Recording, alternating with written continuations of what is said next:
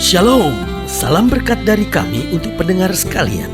Saat ini pendengar akan diberkati dengan program Hari Ini Harinya Tuhan bagian yang ke-8. Sebuah program rohani tentang doktrin Alkitab yang menolong kita untuk semakin tertanam dalam kebenaran firman dan bertumbuh dalam kemuliaan. Bersama hambanya, Pendeta Gilbert Lumwendong, STH. Banyak orang merasa doktrin Alkitab sebagai sesuatu yang membingungkan. Tetapi tahukah saudara bahwa doktrin Alkitab intinya adalah memahami Alkitab dengan benar, dengan pemahaman yang sistematis, sehingga kita terus dapat tertanam di dalam kebenaran firman, sehingga kita terus bertumbuh di dalam kemuliaan Allah.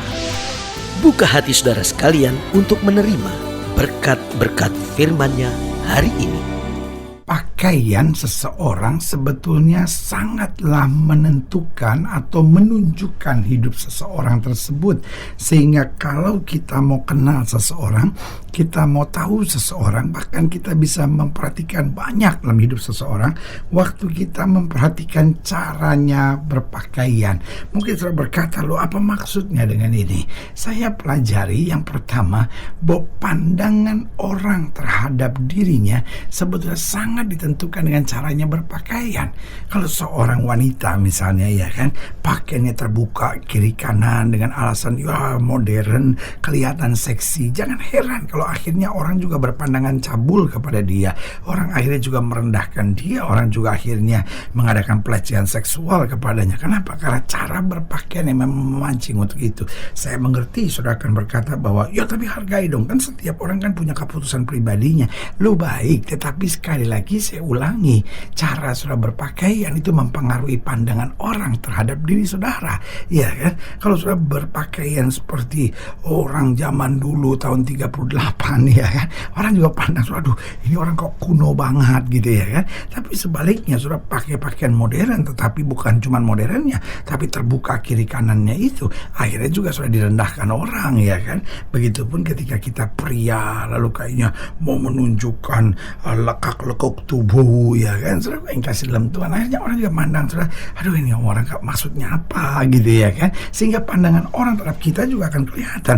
Kita pakai baju selordek gitu ya, kita pakai baju berantakan gitu ya, nggak matching, nggak terurus. Loh, ini bukan soal mahal atau tidak mahalnya, tetapi soal rapi atau tidak rapinya. Bayangkan saudara juga nggak setrika baju juga enggak, ya kan, rapihin baju juga enggak, ya kan, lalu juga menyesuaikan warna baju dengan rok atau menyesuaikan warna baju dengan celana, ya kan, juga enggak. Sehingga pandangan orang terhadap diri, aduh ini orang kok kumal banget gitu, ini orang kok lusuh banget gitu, ya kan. Jangan bilang ya tapi karena saya miskin. Enggak juga, ada banyak orang miskin. Perhatikan juga kok penampilannya, karena pakaian itu bukan soal mahalnya, tapi soal terawatnya, bersihnya, lalu kombinasinya dengan tepat. Jadi pandangan orang terhadap diri kita sangat dipengaruhi dengan cara kita berpakaian. Yang kedua, keimanan seseorang juga dapat terlihat dari caranya berpakaian. Orang-orang beriman itu tidak akan memakai pakaian-pakaian yang justru mendatangkan syak bagi orang lain, yang dapat memancing hal-hal yang negatif terhadap orang lain, yang dapat memancing gosip dan omongan orang, ya kan. Kita bisa saya berkelit di balik kalimat, orang itu aja yang pikirannya kotor, orang itu aja yang senang cari-cari kesalahan orang. Lu bukan, tetapi cara kita berpakaian kalau sudah benar, orang mau ngomongin kita itu nggak ada urusan sama kita. Tetapi kalau memang cara berpakaian kita nggak standar dalam kebenaran, maka saudaraku yang kasih dalam Tuhan, kita menciptakan masalah buat diri kita sendiri. Yang ketiga, saya pelajari bahwa kalau kita bicara pakaian, bahwa suasana hati seseorang juga dapat ditunjukkan lewat pakaiannya. Kita kadang-kadang bisa lihat orang, wah ini orang lagi senang nih, wah ini orang nih lagi bener nih langkahnya, wah ini orang lagi kayak orang stres nih, kelihatan kok dari bajunya, ya kan. Nah, jadi kita lihat bahwa ternyata pakaian itu menentukan banyak dalam hidup seseorang, bahkan keimanan seseorang, suasana hati seseorang. Dan akhirnya saya pelajari, ini juga yang paling penting, bahwa kesaksian seseorang juga dapat dipengaruhi melalui caranya berpakaian. Karena itu saudaraku yang kasih dalam Tuhan, kita ini kan anak Allah, kita ini kan sudah ditebus oleh darah Yesus, kita ini kan warga kerajaan sorga. Jangan sampai cuman mulutnya saja, jangan sampai cuman omongannya saja, Akhirnya kita jadi batu sandungan dimanapun kita ada. Tetapi mari kita mengerti kesaksian itu bukan hanya dengan perkataan, kesaksian bahkan juga bukan hanya dengan tindakan dan perbuatan keseharian kita, tapi mulai hari ini kita mendapat masukan yang baru lagi, bahwa kesaksian juga dapat dilihat atau ditunjukkan melalui apa? Cara kita berpakaian. Saya tidak bilang bahwa cara berpakaian Kristen harus tertutup semuanya, nggak boleh kelihatan sedikit pun, bukan itu. Tetapi mari kita berpakaian dengan sopan dan pantas, sehingga orang melihat hidup saudara dan mengakui sungguh hidupnya tuh membawa damai, sungguh hidupnya tuh jadi berkat, sungguh hidupnya berbeda dengan cara hidup orang dunia. Haleluya. Selamat datang dalam program kita hari ini, Harinya Tuhan, sebuah program rohani yang kembali mengingatkan kepada kita betapa pentingnya kita menjadikan firman Tuhan sebagai dasar keseharian hidup kita. Karena selama kita jadikan firman Tuhan sebagai dasar keseharian hidup kita, langkah-langkah ke depan kita penuh dengan kepastian, kemenangan, berkat, mujizat, dan perkara-perkara besar. Haleluya. Dan dalam program ini kita sedang membahas tentang pakaian kudus. Haleluya. Sehingga orang percaya dapat berpakaian dengan pakaian kudus. Karena seorang imam pun gak bisa sembarangan pakaiannya pakaian kudus. Nah, mungkin sudah berkata, ya tapi kan saya bukan imam. Tidakkah sudah baca di dalam perjanjian baru bahwa kamulah imamat yang rajani, bangsa yang kudus, umat kepunyaan Allah sendiri. Haleluya. Nah, saudara yang kasih dalam Tuhan, dalam pembahasan tentang pakaian kudus, kita mau sama-sama belajar dari Keluaran pasal 39, Keluaran 39 ayat yang pertama, Keluaran 39 ayat yang pertama sampai ayat yang ke-7. Keluaran 39 ayat 1 sampai 7. Demikian firman Tuhan di bawah judul perikop membuat pakaian imam. Keluaran 39 ayat 1 sampai ayatnya yang ke-7. Dari kain ungu tua, kain ungu muda, dari kain kermisi dibuat merekalah pakaian jabatan yang dipakai apabila diselenggarakan kebaktian di tempat kudus. Juga dibuat mereka pakaian-pakaian kudus untuk Harun seperti yang diperintahkan Tuhan kepada Musa. Lihat, pakaian kudus luar biasa. Dibuatnyalah baju efod dari emas, kain ungu tua dan kain ungu muda, kain kermisi dan linen halus yang dipintal benangnya. Mereka menempa emas papan dan dipotong-potongnya itu menjadi benang emas, untuk dipakankan pada kain ungu tua, pada kain ungu muda, pada kain kermisi, dan pada linen halus buatan seorang ahli. Dibuat mereka lah tutup bahu pada baju efod itu yang disambung kepadanya. Di kedua ujungnya lah baju efod itu disambung. Sabuk pengikat yang ada pada baju efod itu adalah seiras dan sama buatannya dengan baju efod itu, yakni dari emas, kain ungu tua, kain ungu muda, kain kermisi, dan linen halus yang dipintal benangnya, seperti yang diperintahkan Tuhan kepada Musa. Dikerjakanlah mereka permata krisopras, yakni dililit dengan ikat emas. Diukirkan padanya nama para anak Israel yang diukirkan seperti meterai. Ditaruhnya itu pada kedua tutup bahu baju efod sebagai permata peringatan untuk mengingat orang Israel, seperti yang diperintahkan Tuhan kepada Musa. Lihat, saudaraku yang kasih dalam Tuhan, pakaian orang benar saja, pakaian imam saja harus menjadi pakaian yang kudus. Apa artinya pakaian orang benar merupakan pakaian orang kudus? Tidak menyengsarakan diri sendiri.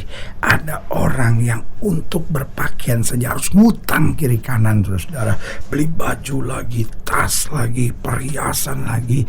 Dan kalau memang dia diberkati untuk itu, kenapa tidak? Ada orang yang bilang sama saya, masa orang itu beli baju 2,5 juta? Lu, pertanyaannya, dia sengsara nggak dengan 2,5 juta? Ya tapi kan kita mesti pikirkan orang miskin. Loh, jangan salah, mereka juga sudah siapkan untuk orang miskin. Tapi yang repot kalau beli baju 500.000 sekalipun tapi pakai minjem, saudara, ya kan? Jadi intinya di sini jangan sampai kita berpakaian akhirnya menyengsarakan diri kita sendiri. Akhirnya kita diperbudak oleh mode gitu kan. Harus beli ini, ngutang sini, pinjem sini. Cicil masih boleh kalau memang tahu bayarnya, saudara. Kalau memang kita persoalannya soal cash flow sehingga kita cicil, nggak apa-apa. Tapi kalau kita cicil karena memang nggak ada duit, gimana ya caranya? Udah, yang penting pokoknya sekarang ada duit segini, yang penting beli dulu, nanti yang besok urusan besok. Wah, saudara gue yang kasih dalam Tuhan, akhirnya kita ini kan jadi budak, saudara.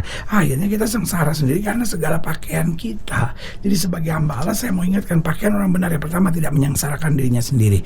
Jadi dengan berkat Tuhan yang ada pada kita, kita berdandan. Dengan berkat Tuhan yang ada pada kita, kita buat yang terbaik untuk diri kita, ya kan, tanpa melupakan tanggung jawab normal dalam keseharian ini, ya kan. Yang kedua, pakaian orang benar tidak memancing gairah seksual, baik pria maupun wanita. Jangan sampai kita berpakaian tetapi memancing gairah seksual orang lain, ya kan? Sehingga akhirnya kita akan jadi batu sandungan. Akhirnya kita akan membawa orang lain jatuh dalam dosa. Loh, tapi memang pikiran dia aja yang kotor. Loh, tapi kalau kitanya juga memang memancing, ya kita kan juga salah di hadapan Tuhan. Kenapa? Karena kita menjebak orang lain untuk jatuh dalam dosa, kan gitu. Lalu yang ketiga, pakaian orang benar tidak menjadi sumber kesombongan. Jadi jangan sampai kita berpakaian tapi akhirnya menjadi sumber kesombongan. Kita lihat dong, saya mampu beli tas merek ini.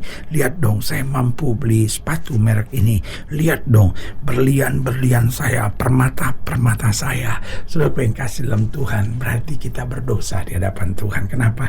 Karena kita sedang memakai perhiasan pakaian kita hanya untuk kebanggaan dan kesombongan. Tetapi kalau kita memang mau memakai itu karena kita menyukainya, dan biasa saja, nggak usah untuk iri, untuk berbanding-bandingkan, untuk siapa yang lebih hebat, jangan, ya kan? Tetapi karena memang ya setiap kita harus tampil apa adanya, kan begitu.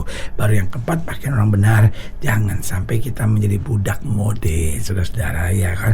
Mode begini, wah kita ikut. Mode terbuka kiri kanan, terbuka kiri kanan, jangan. Tetapi biarlah kita punya prinsip yang tegas di dalam segala hal. Kita mau menjadi berkat dan saksi Tuhan. Haleluya. Saudara yang kasih dalam Tuhan, jika sedang dilayani lebih jauh, hubungi kami melalui telepon, hubungi kami melalui surat, kunjungi website kami, karena kami ada untuk membawa Bapak Ibu saudara senantiasa lebih dekat pada Tuhan dan mengalami kasih kuasa mujizat yang luar biasa. Haleluya. Secara khusus melalui program ini juga saya mau berdoa buat siapa yang sakit, siapa yang berbeban berat, karena saya percaya bahwa bagi Allah tidak ada perkara yang mustahil. Nah, saudara yang didoakan secara khusus, boleh taruh tangan kanan saudara di dada dan kita akan berdoa. Mari kita berdoa. Bapa, dalam nama Yesus, hamba doa buat yang sakit, hamba doa buat yang berbeban berat, hamba doa untuk setiap orang yang sedang menghadapi masa-masa yang sukar, karena hamba percaya bahwa bagi Allah tidak ada perkara yang mustahil. Bapa, hamba berdoa di dalam nama Yesus, Tuhan jamah yang sakit Tuhan sembuhkan, lemah Tuhan kuatkan, susah Tuhan liburkan, yang jatuh Tuhan angkat, sehingga hari-hari yang penuh kemenangan boleh berlaku. Secara khusus hamba doa buat mereka yang taruh tangan kanan di dada, karena rindu berpakaian yang menjadi berkat di dalam nama Yesus, Tuhan jamah, sehingga hidup kami boleh senantiasa memancarkan kemuliaan kasih berkat Tuhan yang sempurna di dalam nama Yesus. Haleluya. Amin. Saudara gue yang kasih dalam Tuhan, kita sudah berdoa. Ingat, Allah tidak pernah lalai menepati janjinya. Inilah saatnya buat kita untuk bangkit bersemangat, bersuka cita dalam menghadapi segala perkara. Karena kita tahu Yesus hidup, Yesus berkuasa dan selalu menyediakan terbaik buat anak-anaknya. Doa saya menyertai saudara. Sampai berjumpa pada program berikut, dan jangan lupa jadikan hari ini harinya Tuhan. Haleluya.